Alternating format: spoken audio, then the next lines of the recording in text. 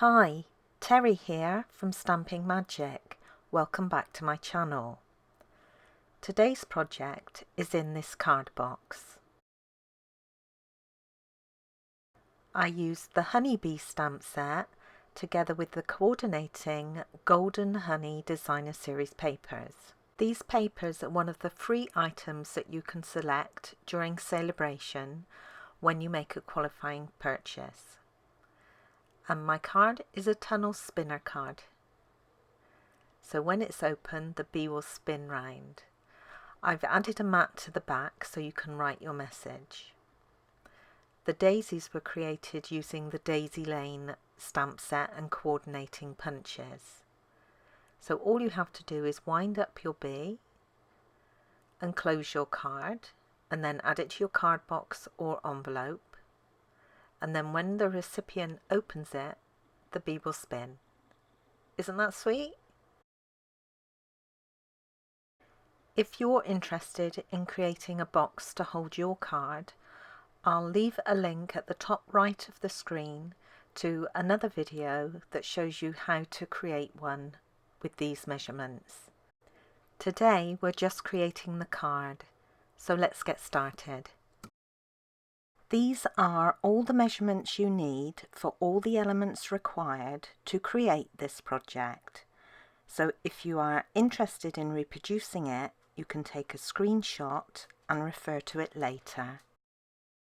This is the Daisy Lane stamp set, and today I'm using both the larger daisy images and the stem.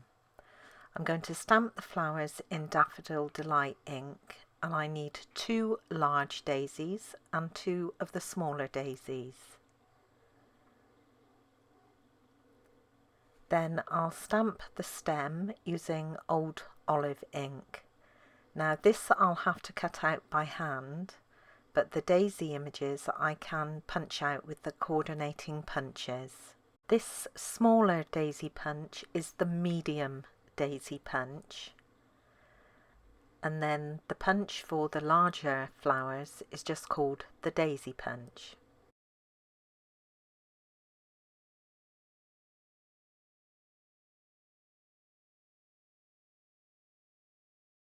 I want my petals to be shaped and not flat, so I'm using my bone folder to do this. For each pair of daisies, I'm going to curl the petals up for one and then down for the other. And you do this by pulling each petal between your thumb and your bone folder. If you want the petals to curl downwards, you have the flower the right side up, otherwise you turn it round. I'm now going to stack all the daisies. So the one with the petals curling down is going to go on the bottom for each pair, and then the petals curling up will go on top. Then I'm going to stack the little ones onto the larger ones. And each time I'm just offsetting the petals slightly so it looks pretty. And then to finish off the centre of the flower, I'm using one of our designer elements in antique gold. I'm going to stamp the sentiments using VersaFine Onyx Black ink, and I'm going to emboss them with clear powder. The sentiments come from the Honeybee stamp set. I'm using the Wishing You Sunshine and Happiness and Celebrate Every Moment. And I'll also be using the hive and the bee images later. I'm prepping my cardstock using my embossing buddy, so this will remove any static. Stamping my images and then covering with clear embossing powder. And I'm just using normal weight Whisper White card for this.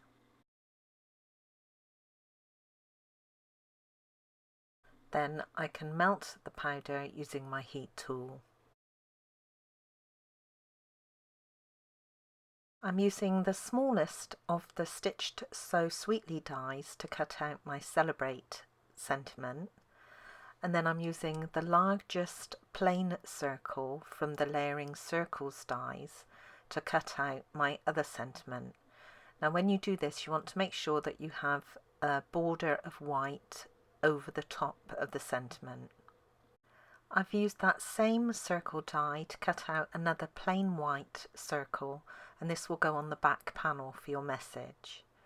And then I've used the largest of the scalloped circle dies from the same set to cut out 3 gold foil mats.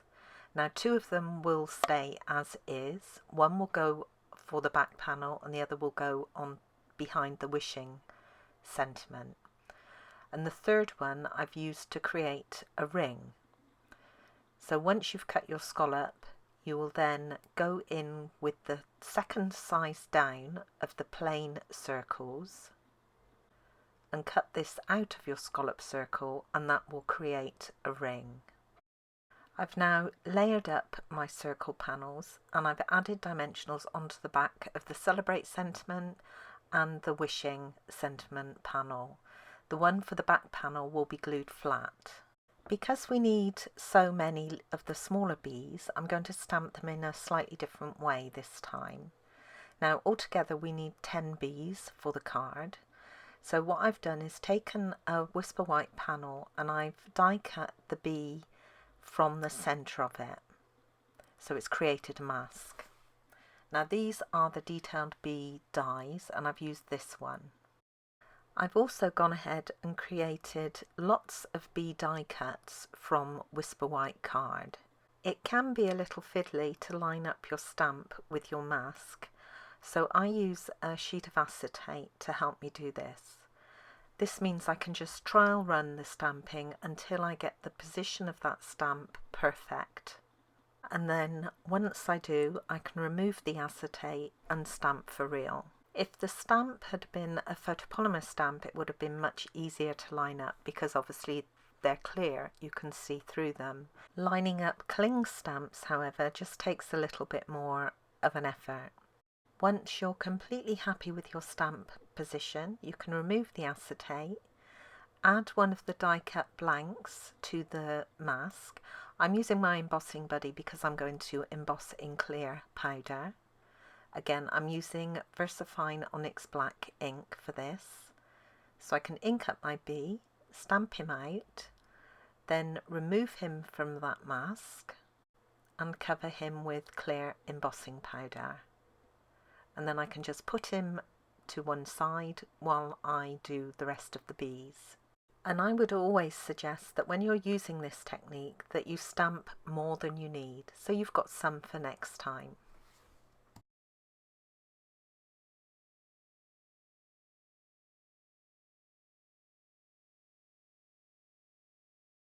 I'm going to stamp the beehives next, and again I'm using normal weight Whisper White and I'm prepping it with my embossing buddy to remove any static.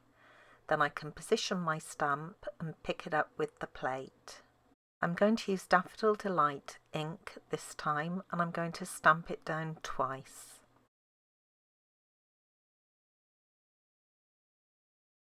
Then I can clean off my stamp.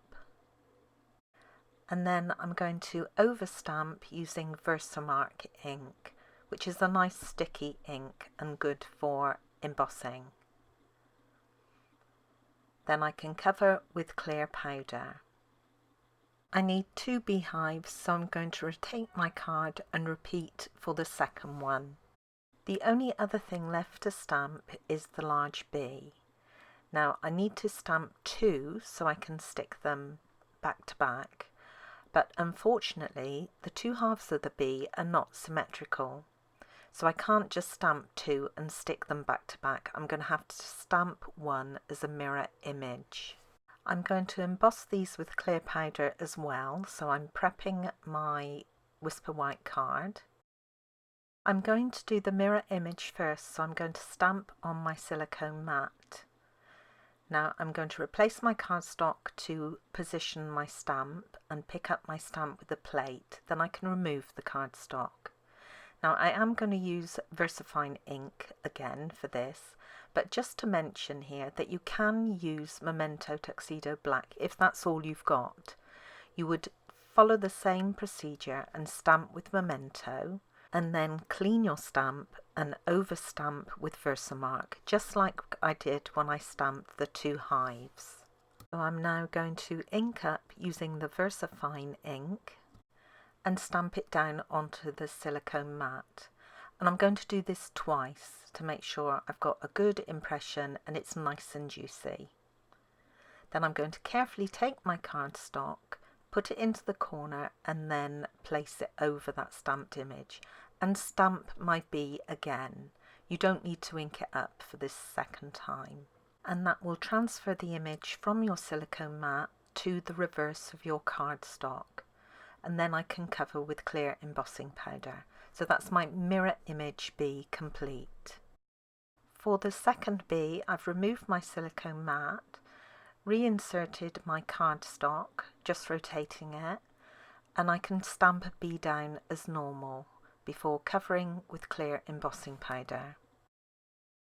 I can then melt the powder using my heat tool on the bees, the hives, and the little bees.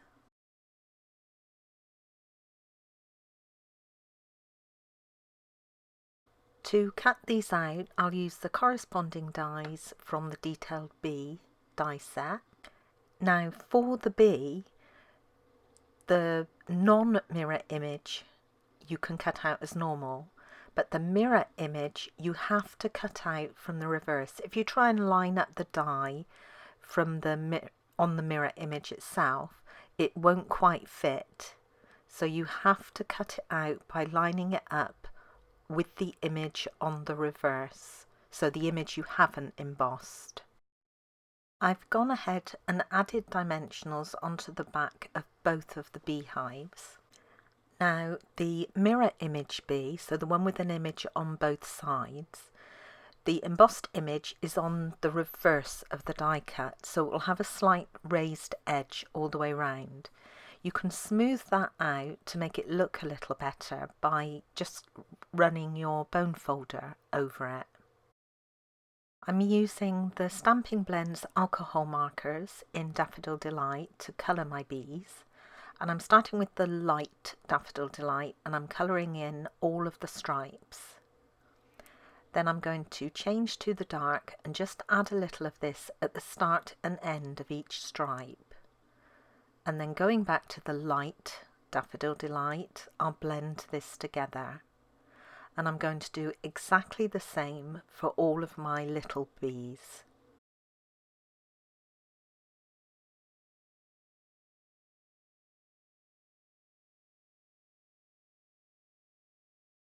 That's all the decorative elements now complete, so now I can start putting the actual card pieces together. Now for the front of the card, I've got a Designer Series paper panel, a gold foil panel and another piece of the Designer Series paper. And on this one I've coloured all the bees just like I did with the little bee, using Daffodil Delight. So these will all layer together like so, and they will eventually go on the front of the card. Now the card base that I'm using is in basic black, so this is just a normal half sheet of standard card scored in the middle. And I have a small panel of Designer Series paper that will be added to that in the middle. I have another panel of normal weight Whisper White, which is the same width as your card base, but just a little shorter. And then I have another mat of Designer Series paper that will be glued to it. The measurements for all of these were at the start of this video, and you can also find them on my blog.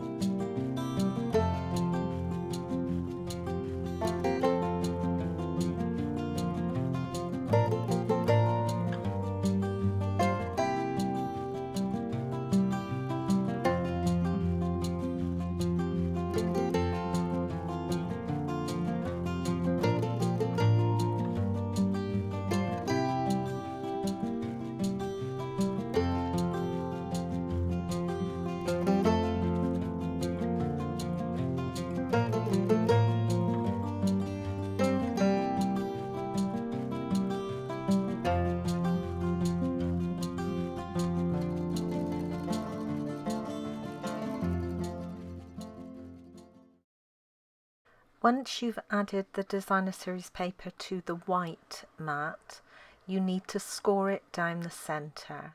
So this is 10.5 centimeters for A4 users, or 4¼ inches for 8.5 by 11 inch users. You also want to score the other little designer series paper piece down the centre. So this is 4 centimeters for A4 users, or 1 5/8 inch for 8.5 by 11 inch users. I can now add that small piece of designer series paper to the inside of my card base, and you just want to ensure that you've got an even border at the top and the bottom, and the score lines on each piece are aligned.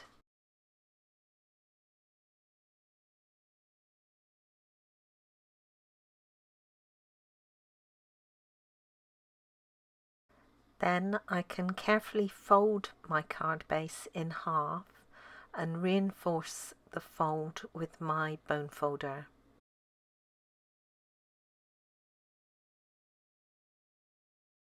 I'm using the layering circle framelit dies to create the aperture on my other piece.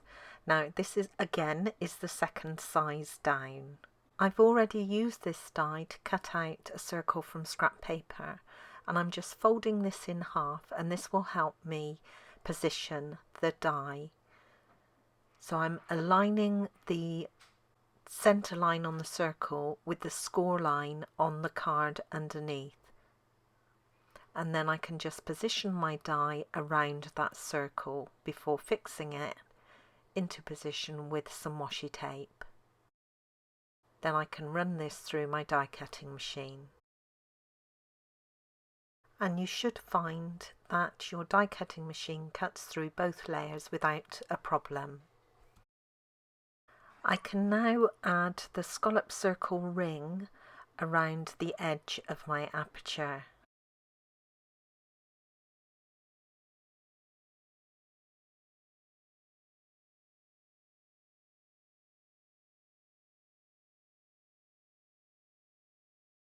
I now need to score either side of this aperture.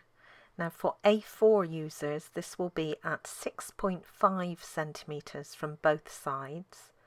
For 8.5 by 11 inch users, this will be 2 5/8 inch from both sides. I can now fold on all the score lines. Now the center fold will be a mountain, and the other two will be valley, and you want to do this very carefully because you don't want the designer series paper to tear. And reinforce all the folds with your bone folder.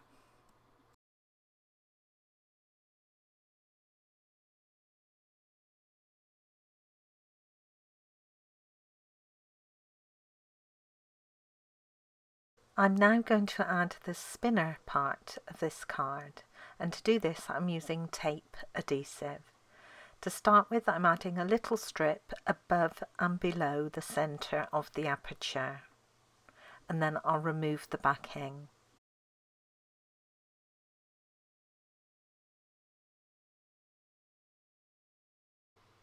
Then I'm going to use some plastic bead thread.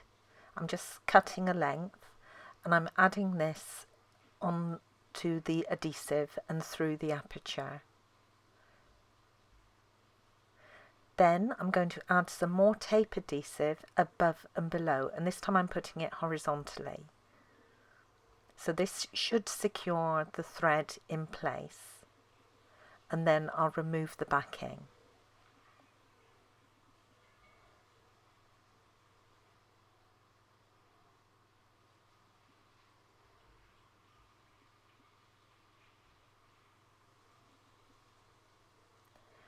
To stop the thread being pulled through, I'm going to wrap the excess around and stick it down onto that tape adhesive. So I'm doing that above and again below.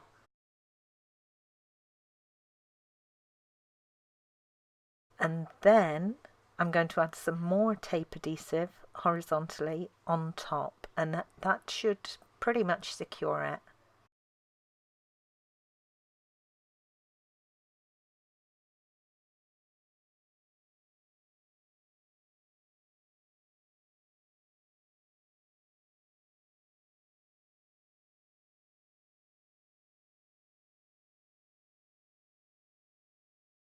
To cover up all this tacky mess on the inside, I've just cut 2 thin strips of copy paper, and I'm going to glue these over the top of all that tape adhesive, and that will hide it from the front. Because the copy paper is so thin, it's not going to add to the bulk of the card. But once it's on there, make sure you reinforce that center fold again.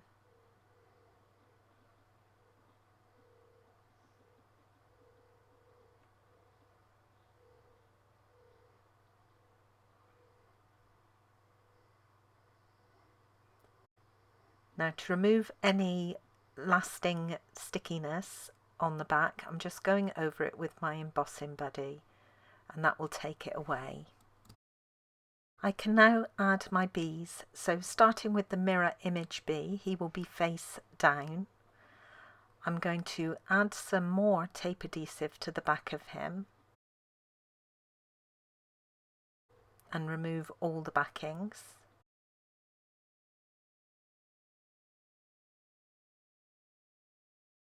Then I can position him underneath the thread, making sure that it's running through the centre of his body, and just press down onto him, and this will adhere the thread.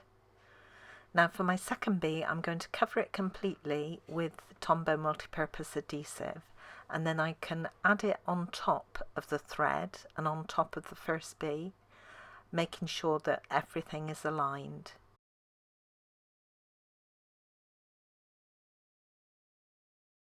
It's better to add the front section now while the card base is still flat, rather than wait until the inside panel has been added.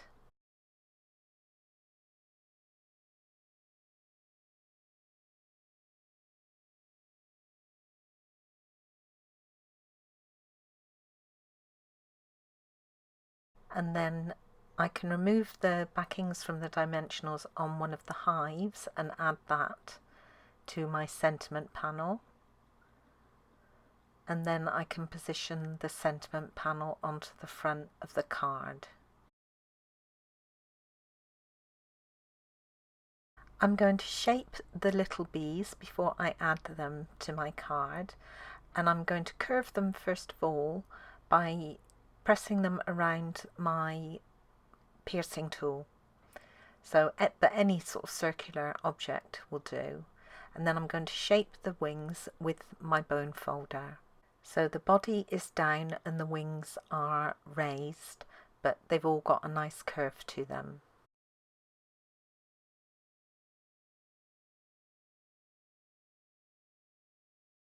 I've added half mini dimensionals onto each of the wings, and I'm just adding some multipurpose adhesive down the bodies, so the wings will stay raised but the bodies will be flatter on the card.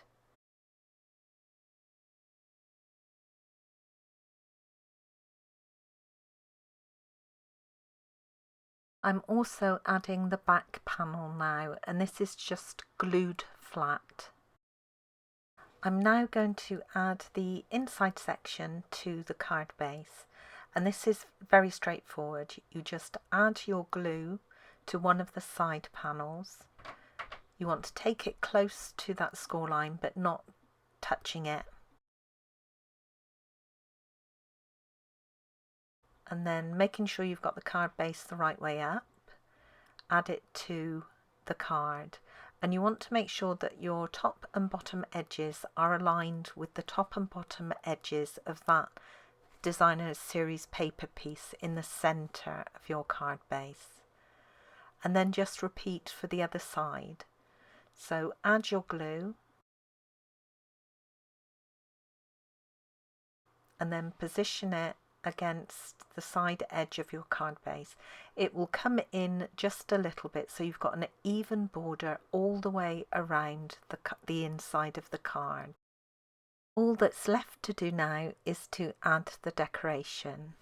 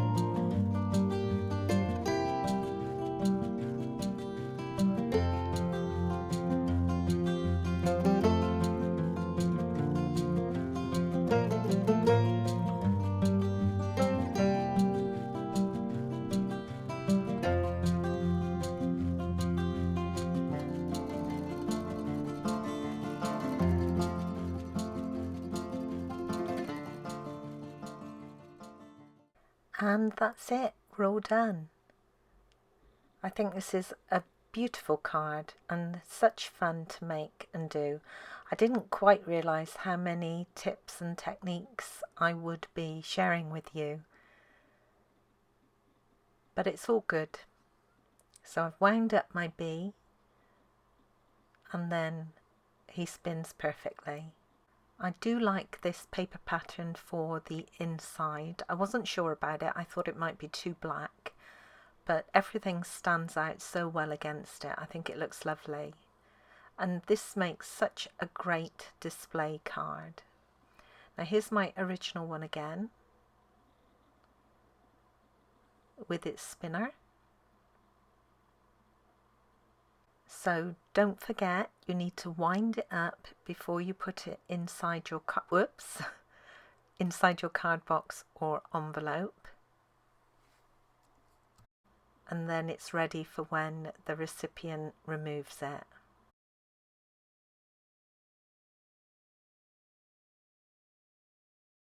And I'll just have one more quick play before putting it away. Brilliant.